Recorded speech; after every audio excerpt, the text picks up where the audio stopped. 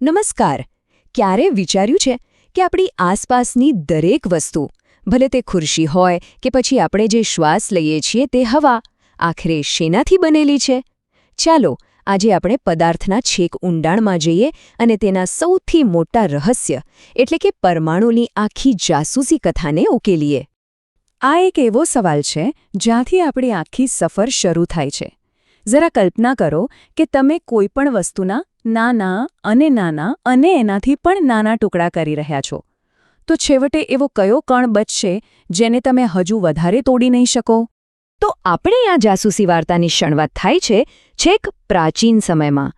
ત્યારના વિચારકોનું માનવું હતું કે દરેક પદાર્થનો એક એવો અંતિમ કણ હોય છે જે અવિભાજ્ય છે.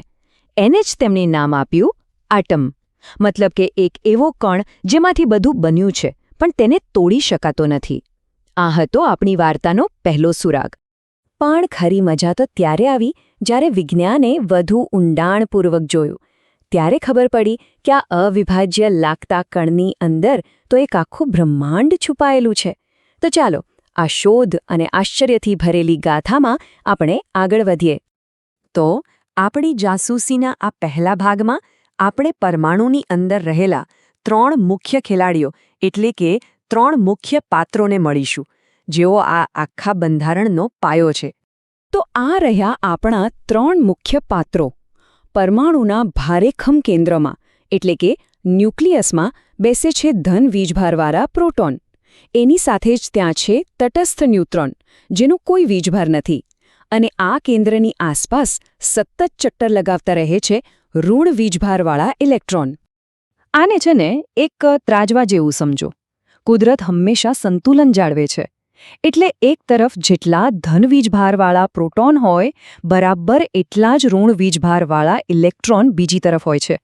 પણ આશ્ચર્યની વાત એ છે કે આ બધો ધન વીજભાર અને પરમાણુનું લગભગ બધું જ વજન એક નાનકડા કેન્દ્રમાં સમાયેલું છે, જ્યારે ઇલેક્ટ્રોન એની આસપાસની વિશાળ ખાલી જગ્યામાં ફરતા રહે છે.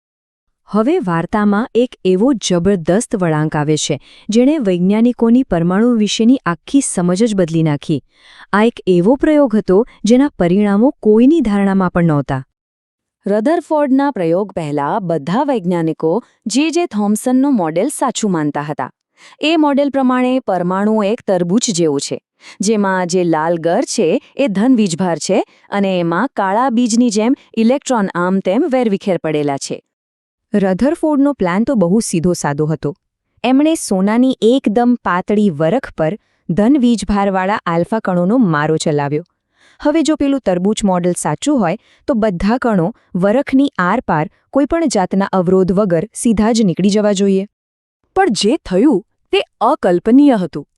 મોટાભાગના કણો તો સીધા જ પસાર થઈ ગયા, પણ અમુક કણો સહેજ ફંટાયા અને થોડા કણો તો અથડાઈને સીધા પાછા જ ફર્યા. રધરફોર્ડ માટે આ એક બહુ મોટો આંચકો હતો. તરબૂચ જેવી રચનામાં આવું થવું શક્ય જ નહોતું. એનો મતલબ કે પરમાણુનું બંધારણ આપણે જેવું વિચારતા હતા એના કરતાં બિલકુલ અલગ હતું. રધરફોર્ડની શોધે પરમાણુનું એક નવું જ ચિત્ર આપણી સામે મૂક્યું. પણ આ નવા મોડેલમાં પણ એક બહુ મોટી સમસ્યા હતી. હવે આ સમસ્યાને ઉકેલવા માટે એક નવા નાયકની જરૂર હતી. જે કણો પાછા ફર્યા હતા એ જ આપણી સૌથી મોટી ક્લુ હતી. રધરફોર્ડે તારણ કાઢ્યું કે એ કણો જરૂર કોઈ અત્યંત નાની પણ ભારે અને ધન વીજભારવાળી વસ્તુ સાથે અથડાઈને પાછા ફર્યા હશે. અને આ રીતે જ પરમાણુના કેન્દ્ર એટલે કે ન્યુક્લિયસની શોધ થઈ. પણ અહીંયા જ એક મોટો સવાલ ઊભો થયો.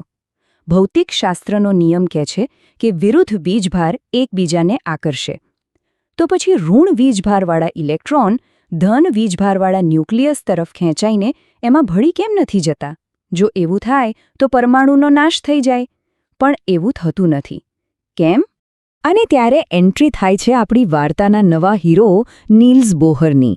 એમણે એક ક્રાંતિકારી વિચાર આપ્યો. એમણે કહ્યું કે ઇલેક્ટ્રોન ગમે ત્યાં ફરી નથી શકતા. એમના માટે ચોક્કસ લેન કે કક્ષાઓ નક્કી કરેલી હોય છે. આ ચોક્કસ ઉર્જા સ્તરવાળી કક્ષાઓમાં રહેવાને કારણે તેઓ ન્યુક્લિયસમાં પડતા નથી અને આ રીતે પરમાણુને સ્થિરતા મળે છે.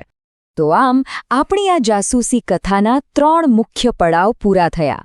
થોમ્સનના તરબૂચથી શરૂ કરીને રધરફોર્ડના ન્યુક્લિયસ સુધી અને છેલ્લે બોહરના સ્થિર પરમાણુ સુધી. આ તો વિજ્ઞાનની સુંદરતા છે કે દરેક ભૂલ એક નવી અને વધુ સારી શોધ તરફ આપણને દોરી જાય છે. ચાલો હવે આપણે પરમાણુનું બંધારણ તો સમજી ગયા, પણ જુદા જુદા પરમાણુઓને ઓળખીશું કઈ રીતે? દરેક પરમાણુનું પોતાનું એક આગવું ઓળખપત્ર એટલે કે એનું આઈડી કાર્ડ હોય છે. દરેક તત્વની ઓળખ છે એનું પરમાણુવીય ક્રમાંક. સમજી લો કે આ પરમાણુનું આધાર કાર્ડ છે, એનો યુનિક આઈડી નંબર. અને આ નંબર એટલે એના ન્યુક્લિયસમાં રહેલા પ્રોટોનની સંખ્યા. એક પ્રોટોન ઓછો કે વધારે અને આખું તત્વ જ બદલાઈ જાય. જેમ કે 6 પ્રોટોન મતલબ હંમેશા અને હંમેશા કાર્બન જ હોય. જો પરમાણુવીય ક્રમાંક એ પરમાણુનું નામ છે તો દળ ક્રમાંક એનું વજન છે. આ બીજું કંઈ નહીં પણ ન્યુક્લિયસમાં રહેલા પ્રોટોન અને ન્યુટ્રોનની કુલ સંખ્યાનો સરવાળો છે. આપણે ઇલેક્ટ્રોનને નથી ગણતા કારણ કે એનું વજન એટલું ઓછું છે કે એને ગણવાની જરૂર જ નથી, જાણે હાથીના વજન સામે કીડીનું વજન. ચાલો એક નાનકડો હિસાબ કરીએ. કાર્બનના પરમાણુમાં 6 પ્રોટોન અને 6 ન્યુટ્રોન હોય છે, તો એનો પરમાણુવીય ક્રમાંક થયો 6 અને એનો દળ ક્રમાંક થયો 6 + 6 એટલે કે 12. છે ને એકદમ સરળ. હવે એક મજેદાર સવાલ: શું એક જ તત્વના પરમાણુઓ પણ અલગ અલગ હોઈ શકે? જવાબ છે હા, બિલકુલ હોઈ શકે. ચાલો આઇસોટોપ્સ અને આઇસોબાર્સના રસપ્રદ ખ્યાલને સમજીએ. આઇસોટોપ્સ એટલે સમજો કે એક જ પરિવારના સગા ભાઈ-બહેન. એમનું નામ એટલે કે પ્રોટોનની સંખ્યા સરખી હોય, પર વજન એટલે કે ન્યુટ્રોનની સંખ્યા અલગ અલગ હોઈ શકે. જ્યારે આઇસોબાર્સ એટલે અલગ અલગ પરિવારના પડોશીઓ. એમના નામ એટલે કે તત્વો અલગ અલગ હોય, પણ એમનું કુલ વજન એટલે કે દળ ક્રમાંક સરખું હોય છે.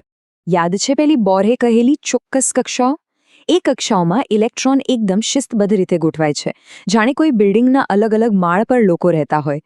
સૌથી અંદરની કક્ષા એટલે કે કે કક્ષામાં ફક્ત 2 જ ઇલેક્ટ્રોન રહી શકે છે. એ ભરાઈ જાય પછી જ ઇલેક્ટ્રોન બીજી કક્ષા એટલે કે એલમાં જાય છે, જેમાં 8 ઇલેક્ટ્રોન સમાઈ શકે. જેમ કે ઓક્સિજન પાસે 8 ઇલેક્ટ્રોન છે, તો પહેલા 2 કે કક્ષામાં જશે અને બાકીના 6 એલ કક્ષામાં ગોઠવાશે. આ ગોઠવણી જ નક્કી કરે છે કે કોઈ તત્વ બીજા તત્વો સાથે કેવી રીતે વર્તશે. તો આપણી આ જાસૂસી કથાનો કોયડો હવે ઉકેલાઈ ગયો છે. પરમાણુના કેન્દ્રમાં છે પ્રોટોન અને ન્યુટ્રોન, જે તેનું દળ અને તેની ઓળખ નક્કી કરે છે, અને તેની આસપાસ ચક્કર લગાવતા ઇલેક્ટ્રોન નક્કી કરે છે કે તે દુનિયા સાથે કેવી રીતે વર્તશે. આ 3 નાના કણ જ આખા બ્રહ્માંડની રચનાનો આધાર છે.